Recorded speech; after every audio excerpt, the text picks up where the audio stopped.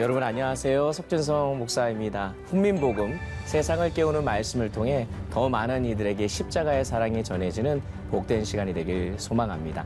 오늘 이 시간 함께해 주실 귀한 패널분들 소개하겠습니다. 반갑습니다. 안녕하세요. 안녕하세요. 반갑습니다. 이렇게 환한 얼굴로 또 뵐 수 있어서 감사합니다. 오늘 우리가 함께 살펴보게 될 제목은요. 누가 능히 통달하랴입니다. 제목이 좀 독특하죠. 누가 능히 통달하랴. 누가 과연 통달할 수 있을까? 여러분 인과응보라는 말 들어보셨어요? 네. 어떤 뜻인가요? 자기가 하는 것이 돌아온다? 아, 그렇죠. 예, 좋습니다. 우리나라 말에 뭐 뿌린 대로 거둔다 이런 말이 있듯이 누가 사람이 선을 행하면 언젠가는 복을 받고 또 악을 행하면 반드시 뭐 심판을 받는다라고 하는 그런 고사성어이죠. 이것은 사실 동서고금을 막론하고 비슷한 여러 가지 많은 그 이야기들이 각 나라에서 각 지역에서 들려오면서 전통적인 지혜로 알려져 있는 아주 중요한 그런 내용이기도 해요. 그래서 사실 우리가 보는 잠언과 같은 그런 지혜서에서도 하나님이 의인에게 복을 주시고 악인에게 심판하신다. 그런 내용들이 종종 등장하잖아요. 그런데 여러분 우리의 현실이 과연 어떨까요? 과연 지금 이야기하는 인과응보, 뿌린 대로 거둔다라고 하는 이런 진리들이 과연 우리의 현실 속에서 그대로 적용이 되는가 생각해 볼 때에 사실 그렇지 않을 때가 더 많은 것을 우리가 경험하게 되지 않습니까? 네. 그래서 전도서 기자 또한 오늘 우리가 살펴보게 될 이 전도서 7장 15절에서 이렇게 이야기를 시작하고 있거든요. 제가 한번 읽어볼게요. 네. 내 허무한 날을 사는 동안 내가 그 모든 일을 살펴보았더니 자기의 의로움에도 불구하고 멸망하는 의인이 있고 자기의 악행에도 불구하고 장수하는 악인이 있으니 한마디로 나름대로 하나님을 잘 믿어보려고 했고 의롭게 살아보려고 했는데도 큰 불행을 당하거나 멸망당하는 사람이 있는데 반해 또 악행을 저지르면서 나쁜 일을 일삼는 그런 자들에게 오히려 장수하는 축복이 주어지고 또 온갖 복을 다 누리며 살아가더라. 지금 이것을 바라보면서 지금 전도자가 이야기하고 있는 거거든요. 네. 그 대표적인 인물이 사실 어떻게 보면 이 욥이라는 인물이 여러분 떠올리죠. 의롭게 살았고 흠없는 자였음에도 불구하고 이유 없는 고난을 당했던 그의 모습을 우리가 떠올릴 수 있고 또 그 외에도 정말로 하나님의 복을 받지 말아야 될 사람이 그런 일들을 경험하게 될 때에는 하나님이 살아계신 것인가라고 하는 의문이 들 때가 있는 것을 보게 됩니다. 그런데 실제 우리가 살아가는 삶의 현상에는 의인 중에 고통받는 자들이 있고 악인 중에 그런 악인 중에는 평안하게 잘 사는 사람들이 있는 것이 이 세상의 부조리한 현실이다. 이 세상에 우리가 살아가는 삶의 모습이다라는 것을 이 전도자가 이야기하고 있는 것입니다. 그래서 우리가 살고 있는 이 세상의 시스템을 바라볼 때 우리가 어떻게 바라봐야 되느냐? 하나님이 만드신 원래 목적대로가 아니라 이 세상은 죄로 인해 망가져 있다라는 것을 인식하도록 오늘 전도서 기자가 지금 지적을 하고 있는 거예요. 그러면서 이 세상에 대해 망가지게 된 이유를 우리는 하나님이 살아계신 것이 맞느냐 아니면 하나님이 의로운 것이 맞느냐라는 질문을 던지지만 우리가 전도서 7장 29절에 이렇게 말하는 것을 보게 돼요. 우리가 한번 다 같이 한번 읽어볼까요? 전도서 7장 29절인데요. 함께 읽어보겠습니다. 자, 시작. 내가 깨달은 것은 오직 이것이라. 곧 하나님은 사람을 정직하게 지으셨으나 사람이 많은 꾀들을 낸 것이니라. 아멘. 즉 하나님이 불의하시거나 부조리하셔서가 아니라 누가 문제라는 거예요? 사람의 문제라는 거예요. 사람이 죄인이거나 또 죄인인 사람들이 살아가는 이 세상이기 때문에 이 세상은 불의하고 부조리하고 불공평한 일들이 많이 일어난다. 지금 이야기를 하고 있는 거죠. 그래서 도저히 이해할 수 없고 비상식적인 일들이 이 세상의 현실이라는 것을 깨닫는 자가 어쩌면 곧 지혜로운 자라는 거죠. 세상은 이런 거구나. 하나님 만드신 세상은 원래 이렇지 않은데 세상과 사람은 죄로 인해 물들어져 있기 때문에 부조리한 것이 당연한 거구나라는 것을 깨닫는 것이 중요하다는 거예요. 근데 중요한 것은 그런 부조리한 현실 속에서 우리가 어떻게 살아가느냐. 이게 이제 우리의 신앙인의 숙제 아니겠습니까? 그렇죠. 오늘 우리가 살펴보는 본문에서는 크게 두 가지를 얘기하고 있어요. 이 첫 번째 내용이 뭐냐면 극단적인 삶에 치우치지 말고 오직 하나님을 집중하며 경외하며 살 것을 우리에게 권면하고 있거든요. 어떤 이야기냐 한번 살펴볼게요. 16절, 17절 말씀을 우리 강래희 자매님 읽어주시면 감사하겠습니다. 네. 지나치게 의인이 되지도 말며 지나치게 지혜자도 되지 말라. 어찌하여 스스로 패망하게 하겠느냐. 지나치게 악인이 되지도 말며 지나치게 우매한 자도 되지 말라. 어찌하여 기한 전에 죽으려고 하느냐. 아멘. 아멘. 여러분 좀 이상하지 않으세요? 의인이 되려면 더 열심히 의롭게 살려고 노력해야 되잖아요. 그런데 지금 너무 지나치게 의롭게 살지 말라. 뭔가 좀 말이 이상하지 않습니까? 잘난 척하지 마라. 잘난 척하지 말라. 그러니까 지나치게 튀지 마라. 튀지 마라. 지나치게 의로우려고 노력하지 마라. 뭐 이런 의미일까요? 좋습니다. 굉장히 좋은 말씀을 해주셨는데 사실 우리 김준일 우리 형제님 말씀해 주셨던 것처럼 여기서 지나치게 의인이 되지 말라는 것은 소위 바리새인적 의인이 되지 말라 이런 말이에요. 하지 마라. 네. 그러니까 우리가 항상 생각해야 될 게 뭐예요? 여전히 내 안에는 추악한 죄악된 본성이 있고 더러운 죄악들로 가득 차 있다는 사실을 우리가 인정하고 그래서 우리가 아무리 의인이 되려고 노력한다고 해도 한계가 있다는 사실을 자각하는 것. 그걸 지금 전도자가 우리에게 요구하고 있는 거죠. 한계 있죠. 그렇죠? 있죠. 그냥 다른 말로 보면 또 의도적으로 의인인 척하지 말라. 너도 죄인임을 항상 기억하며 살라. 이런 말을 지금 좀 돌려서 이야기하고 있는 거예요. 이제서 이해가 되네요. 가르치려 들지 말아라. 그러니까 저는 전도서 이 쓰신 분이 적당히 살아라 이렇게 말씀하시는 줄 알았어요. 너무 네. 지나치게. 그러니까 뭐 대충 살아라 뭐 이런 의미일 들릴 수 있지만 사실 지나치게 의인인 척하며 살지 말라라고 하는 이 메시지 안에 숨은 의미가 담겨져 있어요. 그렇게 살지 않으면 스스로 패망하게 된다라고 16절 하반절에 기록하고 있는 거죠. 그래서 사실 이렇게 살았던 예수님 시대에 사람들이 있었죠. 바리새인들. 여러분 바리새인들이 어떤 사람들입니까? 정말 철저하게 하나님의 말씀을 지켜 행하려고 노력했던 사람들이에요. 10계명으로 부족해가지고요. 613개의 강령을 자기들이 만들어서 하나하나 지켜 행하며 살았던 사람들이에요. 하루에 일주일에 3번씩 금식하고요. 하루에 3번씩 기도하는 일을 멈추지 않았습니다. 대단하죠. 대단하네요. 그러니까 유대인들은 이 바리새인들을 굉장히 존경했어요. 그러다 보니까 바리새인들은 어떤 마음이 들었을까요? 자기가 막 자기가 뭔가 됐냐. 어. 아, 이 사람들하고 나는 다르구나. 라고 하는 그런 마음이 생기기 시작하면서 정말로 교만한 모습들이 나타나죠. 근데 그들이 간과했던 것은 뭐예요? 바리새인들이 그토록 자랑하고 내세웠던 그들의 의로움이 하나님 보실 때는 어떻게 보면 더러운 걸레만도 못한 그러한 모습이라는 것을 자신들이 인식하지 못했던 거죠. 자, 그렇다면 지금 이렇게 이야기한 거에 지나치게 의롭지 말라라고 얘기했다 하는 말씀이 있는데 또 다른 극단으로 이제는 지나치게 또 악인이 되어서도 안 된다라고 이야기합니다. 그러니까 어차피 의로운 자 아무리 노력해도 한계가 있어서 나는 될 수가 없는데 뭐 내가 착하고 선하게 살아서 뭐해 이렇게 생각하면서 악한 행동을 하며 살아가는 것 또한 우매하다라고 이야기하는 거예요. 그래서 전도자가 뭐라고 이야기하냐면 어찌하여 기한 전에 죽으려고 하느냐. 이게 뭐예요? 하나님의 진노를 재촉하는 어리석은 일을 왜 하느냐. 이렇게 지금 협박하듯이 이야기하고 있는 겁니다. 그러니까 우리들에게 오늘 전도자가 이야기하고 있는 것은 바리새인들처럼 자신의 의를 내세우며 교만하게 살지도 말고 또 반대로 의도적으로 죄악 가운데 가서 방탕한 삶을 사는 것도 하지 말라. 양극단으로 치우치지 말라는 것을 이야기하는 겁니다. 자, 그러면 이것을 피할 수 있는 방법이 무엇일까? 이제 오늘 그걸 우리가 알아보는 거잖아요. 그래서 18절 말씀을 우리 김진영 제님 한번 읽어봐 주시면 감사하겠습니다. 너는 이것도 잡으며 저것에서도 내 손을 놓지 아니하는 것이 좋으니 하나님을 경외하는 자는 이 모든 일에서 벗어날 것임이니라. 아멘. 자, 양극단에 빠지지 않고 균형 잡힌 삶을 사는 게 되게 중요한데 그러할 수 있는 방법은 딱 한 가지라는 거예요. 하나님을 경외하는 것. 이건 사실 전도서에서 계속해서 나오는 말씀입니다. 전도서만 나올까요? 잠언에도 나오고 시편에도 나오고 성경 전체에 등장하는 핵심 주제 하나가 하나님을 경외하는 겁니다.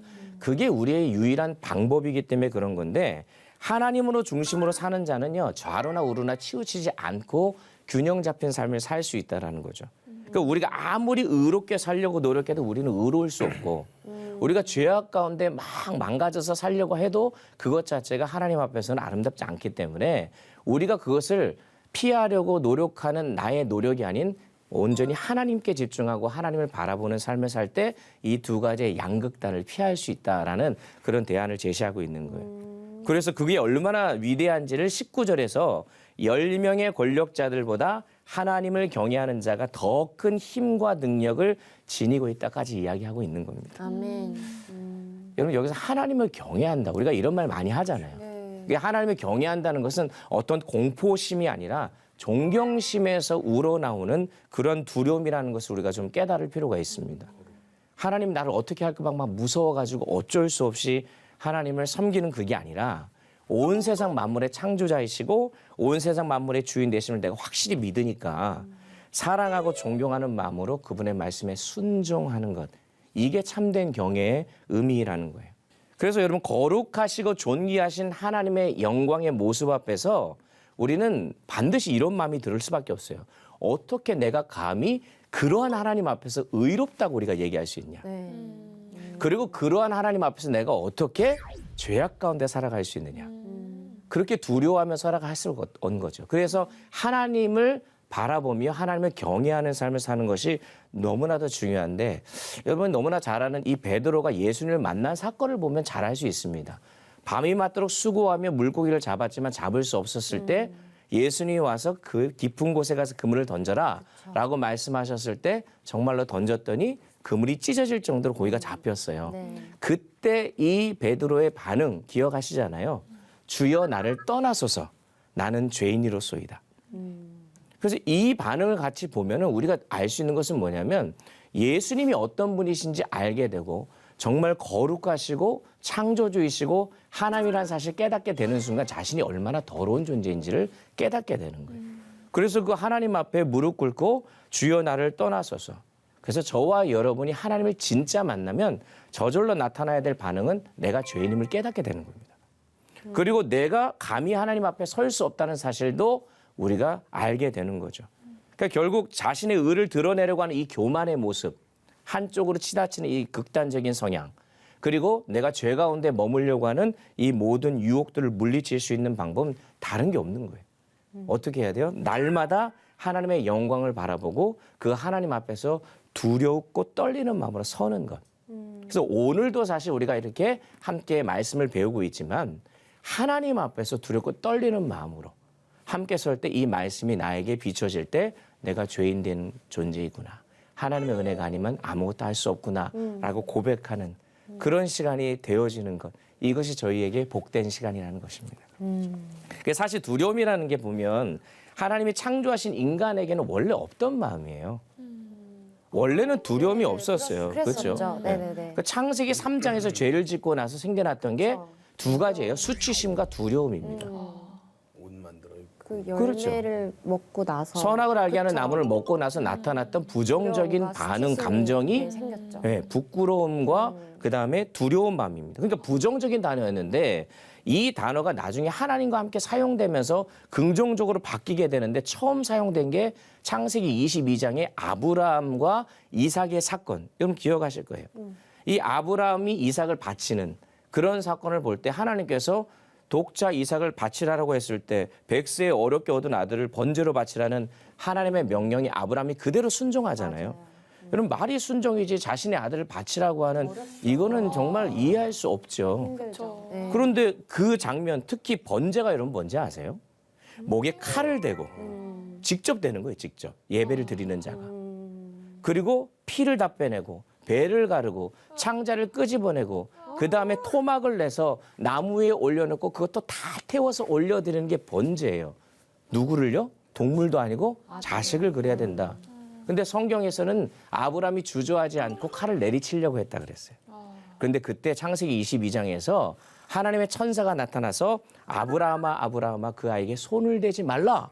내가 이제야 나를 경외하는 줄 아노라 라고 얘기했어요. 얼마나 급했으면 두 번이나 불렀었겠어요. 그러니까요. 지금 뭐 아브라함이 지금 네. 정말로 내리칠까 봐 조급한 하나님의 마음. 네. 야야. 얼마나 순종할 걸 알았어요. 알았어. 네. 네가 얼마나 나를 네. 경외하는지 내가 이제 진짜 네. 알겠다라는 그런 얘기를 하고 있잖아요. 그런데 이런 모습을 보면 한 가지 의문이 생기는 건 그러면 지금까지 아브라함은 하나님을 경외하지 않았나? 사실 75세 때 하나님의 부르심을 받아서 우리가 나아갔던 그 아브라함의 모습을 보면 하나님을 경외하면서 살았던 모습 같은데 이때 경외한다라는 말을 하는 이유는 도대체 무엇일까 생각해 볼 때 여러분 하나님을 경외한다는 것이 어떤 의미이냐? 나의 삶의 우선순위를 하나님께 두는다라는 것이 이 안에 담겨져 있어요. 여러분 그 세상 어떤 것보다도 내가 가장 소중하게 여기는 그리고 내가 정말 아끼는 그것보다도 하나님을 더 소중하게 여길 줄 아는 마음. 이게 여호와를 경외함이라는 거죠.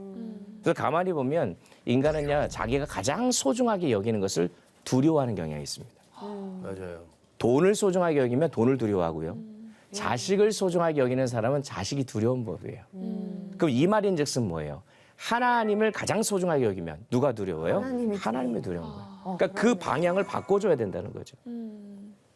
그러니까 나의 삶의 우선순위를 두는 것, 나를 초점을 맞추고 세상의 다른 것을 두고 있는 우선순위를 누구에게로 바꿔야 된다는 거예요? 하나님께로 바꿀 때 이게 하나님을 경외하는 삶이 되면 나의 어떤 교만함과 죄의 유혹의 이 양극단을 뿌리칠 수 있다는 거예요. 가장 소중한 걸 잃을까 봐 두려워지고. 두려워지는 거죠. 그런데 나의 삶에 있어서 가장 중요한 게 하나님이 되면 그 하나님이 나의 모든 것을 책임져 주시는 거죠. 이게 말씀에 나오죠. 너희는 먼저 그의 나라와 그의 의를 구하라.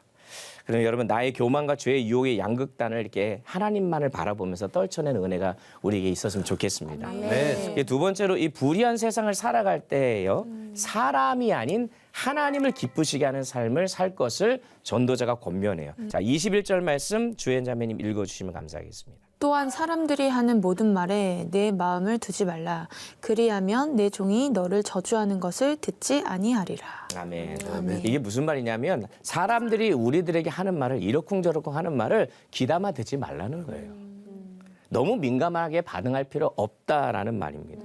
그런 거 신경 쓰다가 내 앞에서는 깍듯하게 대하던 종이 나중에 나에 대해 욕하는 것도 듣게 된다. 뭐 이런 말인 거죠. 그래서 칭찬 듣는 거 좋아하지 않는 사람이 어디 있습니까? 그렇죠. 여러분 다 좋아하시죠? 그쵸. 저도 되게 좋아합니다. 오늘 되게 미남이셔. 그래서 너무 기뻐요. 누군가가 날 칭찬해주면 너무나 좋지요. 그래서 어깨가 으쓱해집니다. 근데 반대로 부정적인 평가를 내리면 또 굉장히 불쾌해요.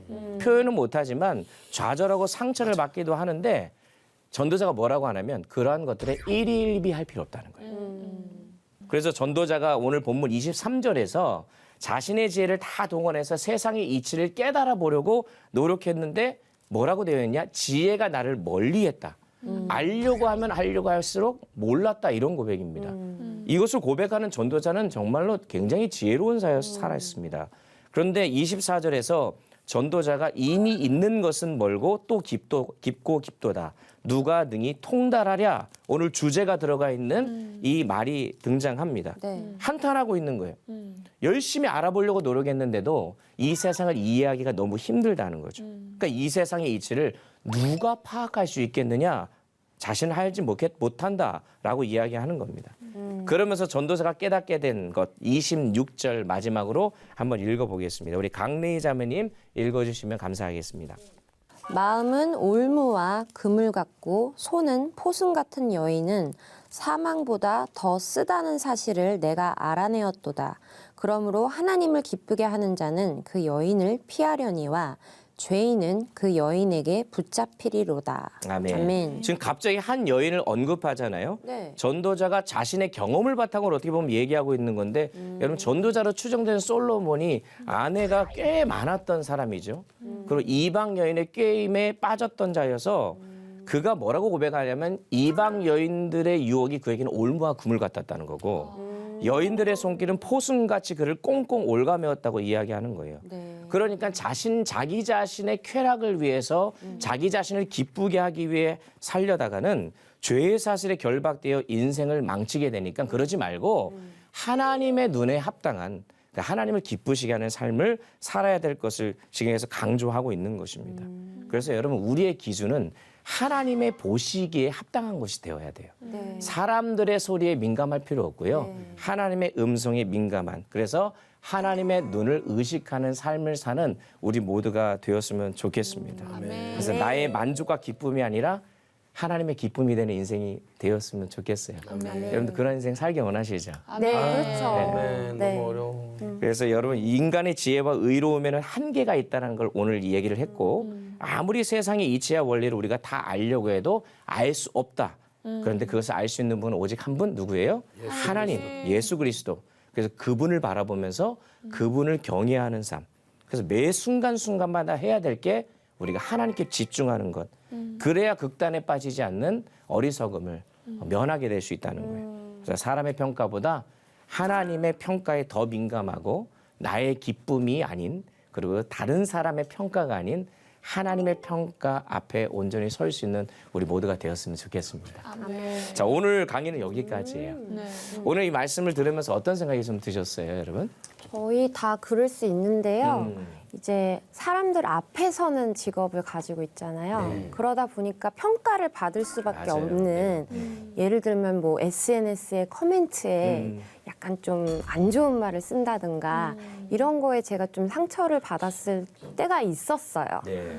그래서 이렇게 누군가 하고서 들어가 봤더니 초등학생이 저에게 그래가지고 괜히 이걸로 마음이 아팠던 제가 조금 어리석다라는 생각이 들더라고요. 근데 오늘 이제 말씀을 듣고 나서 아 역시나 사람들의 마음 또한 변덕스러울 수 있으니 그것에 너무 포커스하지 말고 하나님한테 포커스를 해서 하나님한테 좋은 평가를 받을 수 있도록 좀 맞아요. 노력하는 네. 그런 사람이 돼야겠다. 그것에 너무 이렇게 좌지우지 되지 말자라는 마음이 더 굳게 와닿았습니다. 네, 아, 좋은 깨달음이세요. 네. 저도 아까 목사님 말씀하셨던 것처럼 내가 가장 두려워하는 것을 조금 읽기가 싫어서 거기에 이렇게 제일 연연해 한다라는 말씀을 하셨는데 저도 그런 것이 하나님이 아닌 상황이 분명히 어릴 때는 그랬던 것 같은데 점점 나이가 한 살 한 살 먹을수록 세상의 것이 더 두려운 것 같은 거예요.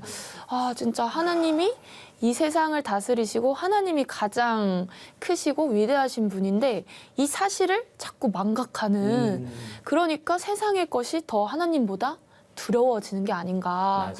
예, 이런 생각이 들면서 다시 하나님이 제일 두려웠던 그 시절로 다시 돌아가야겠다 이런 생각이 들었습니다. 그럼 그러기 위해서는 어떻게 해야 될까요? 말씀을 가까이 하나님의 경외해야 되는데 훈민복음을 매일 봐야 되겠다 이런 생각을 했습니다. 뭐 홍보하는 건 아닙니다, 그렇죠? 하나님을 더 깊이 알아가는 거죠. 네. 아, 하나님이 이런 분이구나를 알면 내가 죄인됨을 깨닫고 또 그리고 세상은 아무것도 아니라는 것을 깨닫고 영원한 것을 붙들 수 있는 그게 소중하다는 걸 아니까 사도 바울이 그랬잖아요, 그죠? 자신의 가진 모든 것을 배설물로 여긴다. 목사님 이게 하나님이 음성을 나한테 주셨어. 딸을 바쳐라라고 만약에. 아 깜짝이야. 내가 나 지금 들은 거야. 음성을 들었다는 거. 아니 음성을 내가 만약에 베드로 형님처럼 들었다고 쳐보자고. 아브라함처럼? 아 네. 죄송합니다. 아브라함 형님처럼. 처럼. 네네네. 자 아브라함 아들을 내가 갑자기 딸을 바쳐라라고 들렸을 때 순간 이럴 것 같아요. 하나님의 음성이 맞을까? 네. 왜냐하면 우리 느낄 때 있잖아요. 이거 하나님이 주시는 마음일까? 아니면 시커먼 애들이 주는 마음일까? 순간적으로 하나님이 이런 분이 아니신데 나한테 이런 테스트를 하시지 않을 거다. 난 막 그렇게 합리화시킬 것 같거든. 맞아요. 네. 그러니까 백도시에서 끌어도 이게 진짜 하나님 음성인지 난 너무 두려울 것 같아. 그때 정신 없을 것 같아요. 그러니까 하나님에 대한 어떻게 보면 내가 그렇게 생각하고 싶은 거죠, 또. 그쵸, 어떻게 또, 보면. 예. 그런데 우리가 생각보다 하나님에 대해서 내 기준과 내 생각대로 하나님을 평가할 때가 있습니다. 그러니까 하나님의 기준으로 나를 평가해야 되는데 내가 정해놓은 기준과 잣대로 하나님을 평가해서 이 기준에 합당하지 않으면 하나님이 아닐 것이다라는 생각을 해요. 합리화시키는 예. 거죠. 근데 하나님은 우리의 생각과 기준에서 움직이시는 분이 아니잖아요. 그죠. 그것을 초월해서 움직이시는 분이라는 사실을 믿을 때 아브라함과 같은 행동이 가능한 거예요. 그게 참 고차원적인 어떤 건데 그럼에도 불구하고 우리의 이 무게 중심을 철저하게 계속해서 하나님께 올려드리는 것 그게 우리에게 참 필요할 거라는 생각이 듭니다. 오늘 강의 여기서 마치도록 하겠습니다. 하나님을 경외하는 한 주간 되길 소망합니다. 수고하셨습니다. 감사합니다.